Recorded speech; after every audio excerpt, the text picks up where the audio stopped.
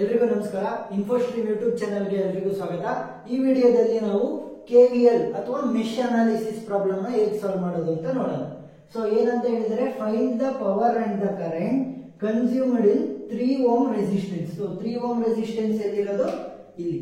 So ಈ 3 ohm resistance across ಇರುವಂತಹ ಏನು ಪವರ್ ಮತ್ತೆ ಕರೆಂಟ್ ನ ಕಂಡುಹಿಡಿಯಿರಿ ಅಂತ ಹೇಳಿದ್ದಾರೆ. ಫಸ್ಟ್ ಸೊ ಎರಡು ಮೆಥಡ್ ಅಲ್ಲಿ ಮಾಡ್ತಾರೆ KVL ಪ್ರಾಬ್ಲಮ್ ನ. ಸೊ ಎರಡರಲ್ಲಿ ಮೊದಲನೇದು ತುಂಬಾ ಕನ್ಫ್ಯೂಸಿಂಗ್. ಸೊ ಒಂದ್ ಲೂಪ್ ಈ ಕಡೆಯಿಂದ ಒಂದ್ ಲೂಪ್ ಈ ಕಡೆಯಿಂದ ಆ ರೀತಿ ಬೇಡ. ಸೊ ಎಲ್ಲಾದ್ರದ್ದು ಡೈರೆಕ್ಷನ್ ಅನ್ನ ಒಂದನ್ನೇ ತಗೊಂತ ಹೋಗೋಣ. ಸೊ ಕರೆಂಟ್ ಹೇಗೆ ಫ್ಲೋ ಆಗುತ್ತೆ? ನೆಗೆಟಿವ್ ಇಂದ ಪಾಸಿಟಿವ್. ಸೊ ನೆಗೆಟಿವ್ ಇಂದ ಪಾಸಿಟಿವ್ ಲೂಪ್ ಈ ರೀತಿ. ಸೊ ಪ್ರತಿಯೊಂದು ಲೂಪ್ನು ಅದೇ ರೀತಿ ತಗೊಳ್ಳಿ. ಎಷ್ಟು ಲೂಪ್ ಆಯ್ತು? 1 2 3 ಮೂರು ಲೂಪ್ಗೂ ಸಪರೇಟ್ ಆಗಿ KVL ನ ಅಪ್ಲೈ ಮಾಡ್ತಾ ಬನ್ನಿ. ಸೊ ಮೊದಲನೇದು apply KVL to loop 1. So loop 1 ಗೆ ಅಪ್ಲೈ ಮಾಡಬೇಕಾದ್ರೆ ಒಂದೊಂದು ನೆನಪಿಟ್ಕೊಳ್ಳಿ. ನಾವು ಯಾವ ಫಾರ್ಮ್ ಅಲ್ಲಿ ಬರೀಬೇಕು? ವೋಲ್ಟೇಜ್ ಫಾರ್ಮ್ ಅಲ್ಲಿ ಬರೀಬೇಕು. KVL voltage form. So voltage form ಅಂದ್ರೆ V is equal to IR. So voltage form ಅಲ್ಲೇ ಬರೀಬೇಕು. ಓಮ್ಸ್ ಲಾ ನೆನಪಿರಲಿ, V is equal to IR. ಈಗ ಸೊ ಎಂಟರ್ ಆಗ್ತಿರೋಂಥದ್ದು ಅಂದ್ರೆ ಪಾಸಿಟಿವ್ ಇಂದ ಬರುವಂತದ್ದನ್ನ ನಾವು ಪಾಸಿಟಿವ್ ಅಂತಾನೆ ಪ್ರೂವ್ ಮಾಡ್ತಾ ಹೋಗ್ಬೇಕು. ಅದೇ ಏನಾದ್ರೂ ಸೋರ್ಸ್ ನೆಗೆಟಿವ್ ಇಂದ ಪಾಸಿಟಿವ್ ಬಂದ್ರೆ, ಎಂಟರ್ ಇಂದು ನೆಗೆಟಿವ್ ಅಲ್ಲಿ ಇದ್ರೆ, if enter is equal to negative, ನಾವೇನ್ ತಗೋಬೇಕು? ನೆಗೆಟಿವ್ ಅಂತಾನೆ ತಗೋಬೇಕು. ಸೊ ಇಷ್ಟು ನೆನಪಿರ್ಲಿ. ನೆಗೆಟಿವ್ ಇಂದ ಎಂಟರ್ ಆಯ್ತಾ, ನೆಗೆಟಿವ್ ತಗೊಳ್ಳೋಣ. ಸೊ ಇವಾಗ ಮೊದಲನೇ ಲೂಪ್. ಸೊ ಲೂಪ್ 1 ಇದು. ಲೂಪ್ 1 ಅಲ್ಲಿ ಕರೆಂಟ್ ಯಾವ್ದು ಫ್ಲೋ ಆಗ್ತಿರುತ್ತೆ? I1 ಒಂದೇ ಕರೆಂಟ್ ಫ್ಲೋ ಆಗ್ತಿರುತ್ತೆ. ಲೂಪ್ 2 ಯಾವ ಕರೆಂಟು? I2. ಲೂಪ್ 3 ಅಲ್ಲಿ I3 ಕರೆಂಟ್ ಫ್ಲೋ ಆಗ್ತಾ ಇರುತ್ತೆ. ಈಗ ಮೊದಲನೇ ಲೂಪ್ ನ ಕನ್ಸಿಡರ್ ಮಾಡಿದ್ರೆ, ಸೊ ಲೂಪ್ ಎಲ್ಲಿಂದ ಸ್ಟಾರ್ಟ್ ಆಗ್ತಾ ಇರೋದು? ನೆಗೆಟಿವ್ ಇಂದ ಪಾಸಿಟಿವ್. ನೆಗೆಟಿವ್ ಇಂದ ಪಾಸಿಟಿವ್ ಹೋಗ್ತಾ ಇದೆ. ಸೊ ಏನ್ ಮಾಡ್ಬೇಕು? -10. ಯಾಕೆ? ವೋಲ್ಟೇಜ್ ಫಾರ್ಮ್ ಅಲ್ಲಿ ಬರೀಬೇಕು. ಅವ್ರು ವೋಲ್ಟೇಜ್ ಫಾರ್ಮ್ ಅಲ್ಲೇ ಕೊಟ್ಟಿದ್ದಾರೆ. ಸೊ ವೋಲ್ಟೇಜ್ ಫಾರ್ಮ್ ಅಲ್ಲಿ ಬಂದೆ.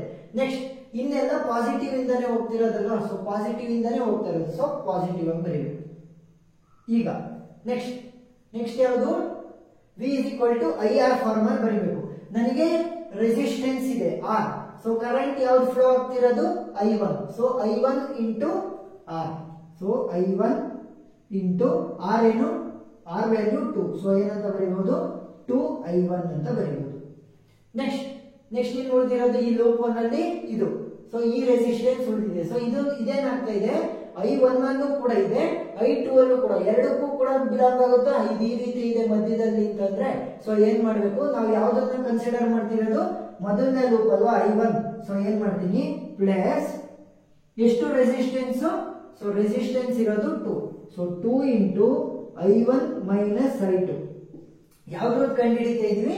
ಅದಕ್ಕೆ first I1.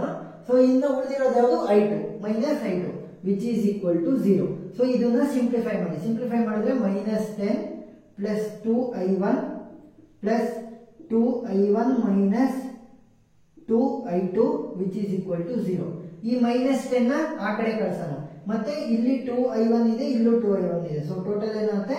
4I1 minus 2I2 which is equal to, ಈ -10 ಆ ಕಡೆ ಕಳಿಸಿದ್ರೆ +10. ಸೊ ಇದು equation number 1.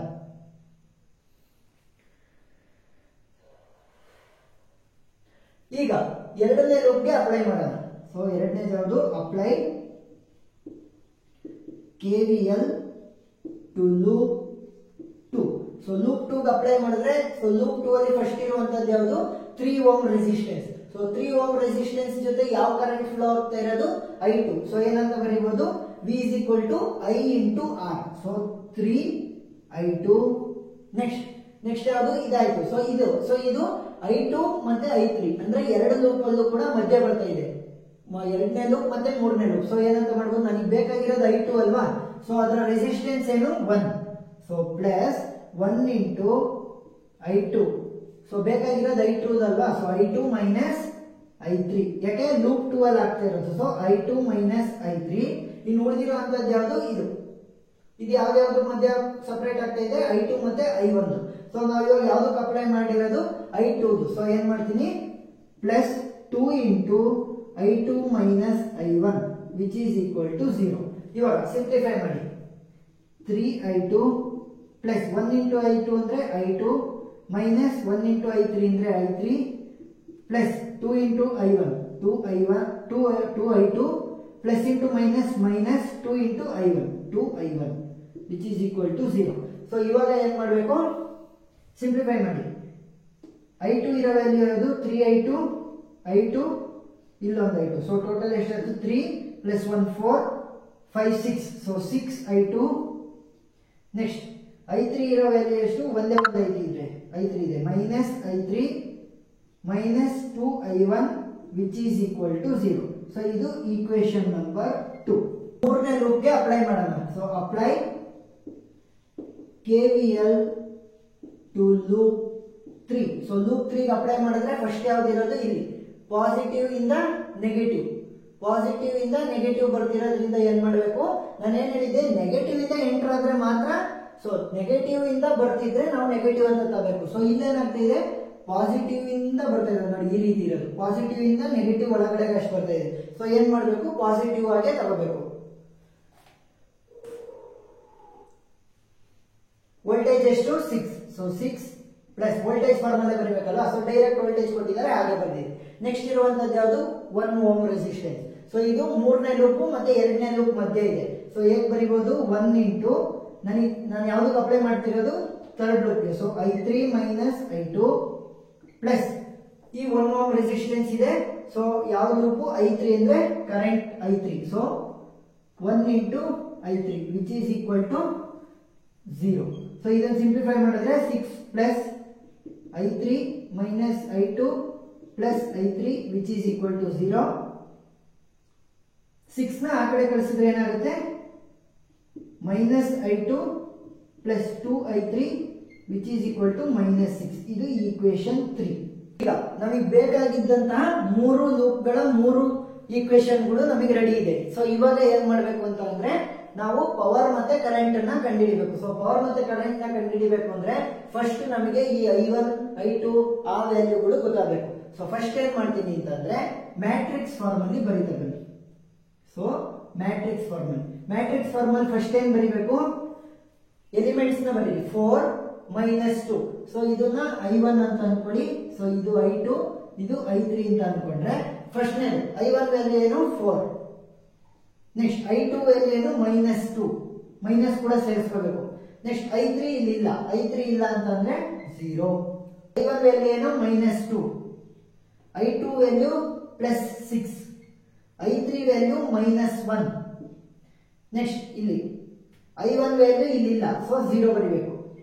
Next I2 value ಏನು -1, I3 ವ್ಯಾಲ್ಯೂ +2.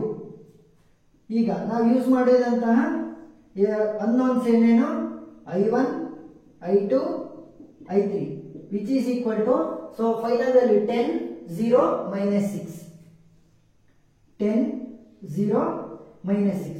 ಸೊ ಇವಾಗ ಇಷ್ಟ ಆಯ್ತು. ಅವ್ರೇನ್ ಹೇಳಿರೋದು 3 ohm resistance. So 3 ohm resistance ಇರೋ ಲೂಪ್ ಯಾವುದು, ಲೂಪ್ ನಂಬರ್ 2. ಸೊ ಏನ್ ಮಾಡ್ಬೇಕು ಅಂತಂದ್ರೆ, ನಾವು ಡೆಲ್ಟಾ 2/ಡೆಲ್ಟಾನ ಮಾಡಬೇಕು. ಅಂದ್ರೆ ನನಗೆ ಈಗ ರೆಸಿಸ್ಟೆನ್ಸ್ ಗೊತ್ತಿದೆ 3 ಓಮ್ ಅಂತ, ಆದ್ರೆ ನನಗೆ ಕರೆಂಟ್ ವ್ಯಾಲ್ಯೂ ಗೊತ್ತಿಲ್ಲ. ಸೊ ಏನ್ ಮಾಡ್ಬೇಕು, I2 ವ್ಯಾಲ್ಯೂ ಬೇಕು ಅಂತಂದ್ರೆ ಡೆಲ್ಟಾ 2/ಡೆಲ್ಟಾ. ಸೊ ಡೆಲ್ಟಾ 2/ಡೆಲ್ಟಾನ ಹೇಗೆ ಬರೆಯೋದು, ಫಸ್ಟ್ ಡೆಲ್ಟಾ ಅಂದ್ರೆ ಏನು, ಡೆಲ್ಟಾ ಅಂದ್ರೆ ಈ ವ್ಯಾಲ್ಯೂಗಳು ಏನಿದೆ ಈ ಮ್ಯಾಟ್ರಿಕ್ಸ್ ಅಲ್ಲಿ ಅದನ್ನ ಬರೆಯಿರಿ.